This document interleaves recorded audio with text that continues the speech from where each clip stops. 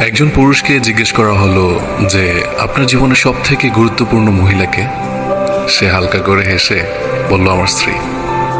অপরজন একটু আশ্চর্য হয়ে বললেন বাকিরা তো সবাই মা বলছে। এবার সেই পুরুষটি বললেন হ্যাঁ, অনেকেই বলতে পারে মা, তবে আমার মতে সে তো আমার মা। সে আমাকে জন্ম দিয়েছেন, তিনি তো আমাকে ভালোবাসবেন। তার সাথে তো আমার রক্তের সম্পর্ক, তার পেট থেকে আমার জন্ম।